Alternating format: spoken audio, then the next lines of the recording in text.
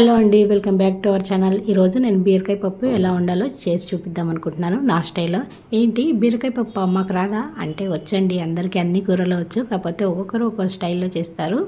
అందరూ చేతి వంట ఒకే రకంగా ఉండదు కదా. అయితే ఈరోజు నేను ఎలా వండుతానో మీతో చెప్దామనుకుంటున్నాను. ఈజీగా వండేసుకోవచ్చు, పెద్ద ప్రాసెస్ లేకుండా. మరి ఇది ఎలా వండాలో చూపిస్తాను. దానికన్నా ముందుగా మన ఛానల్ని సబ్స్క్రైబ్ చేయండి, అలాగే ఒక లైక్ చేసి కామెంట్ చేయండి. దీనికోసం ముందుగా ఒక కప్పు కందిపప్పును కడిగేసి శుభ్రంగా, అలాగే 2 టమాటాలు, ఒక 2 బీరకాయలు, 2 పచ్చిమిరపకాయలు, 2 ఉల్లిపాయలు, కొంచెం చింతపండు, కొంచెం పసుపు, వీటన్నింటినీ మంచిగా కట్ చేసుకొని కుక్కర్లో వేసేస్తున్నా అండి. కొంతమంది సపరేట్గా ఉడకబెడతారు పప్పు. నేను అన్ని కుక్కర్లో ఒకసారి వేసేస్తాను అనమాట.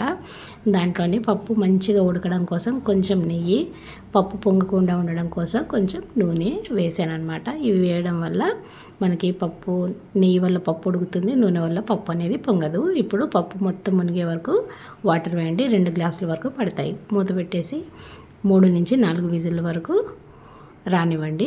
ఎక్కువ మెత్తగా ఇష్టం ఉన్న వాళ్ళు ఇంకొక విజిల్ రానివ్వండి. నాకు బాగా మెత్తగా ఇష్టపడదండి. అందుకోసం నేను కొంచెం, మనకి ఏం తింటున్నామో కనపడాలి కదా, అందుకోసం 4 విజిల్లు సరిపోతాయి.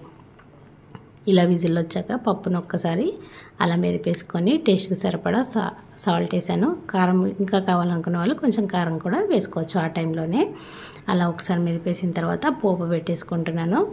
ఆయిల్ వేసి ఆవాలు, జీలకర్ర, వెల్లుల్లిపాయలు, 2 ఎండుమిరపకాయలు, వీటన్నింటినీ కొంచెం వేగిన తర్వాత ఒక గుప్పడు కరివేపాకు కూడా వేసేసుకున్నాను. ఇవి కూడా కొంచెం వేగినాక కొంచెం ఇంగువ, దాంతోపాటుగా మనకి పసుపు వేయకుండా తాలింపు వేయకూడదు అంటారు కదా, అందుకోసం ఒక చిటికెడు పసుపు. ఇలా అన్నీ వేగిన తర్వాత మనం ముందుగా మెదిపి పెట్టుకున్న పప్పుని ఇందులో వేసేసేయండి. అంతే అండి, సింపుల్గా. మనకు పప్పు కుక్కర్ విజిల్ రావడమే ఆలస్యం, అంతేకాని టేస్ట్లో మాత్రం ఏమాత్రం తక్కువ ఉండదన్నమాట. ఒకసారి నేను చెప్పిన విధంగా ఈ పప్పును మీరు కూడా ట్రై చేసి చూడండి. ఎలా వచ్చిందో కూడా కామెంట్ చేయండి. అలాగే మన ఛానల్ని ఎవరైతే ఫస్ట్ టైం చూస్తున్నారో వాళ్ళు సబ్స్క్రైబ్ చేయడం అస్సలు మర్చిపోద్దండి. అయితే మనం పప్పుని తాలింపు వేయగానే వెంటనే కట్టేయద్దండి. ఒక 2-3 నిమిషాల పాటు ఆ పప్పుని స్టవ్ మీద మరగనివ్వండి. అప్పుడు పప్పు అనేది పాడవకుండా ఉంటుంది, అలాగే టేస్ట్ కూడా ఇంకా కొంచెం పెరుగుతుంది.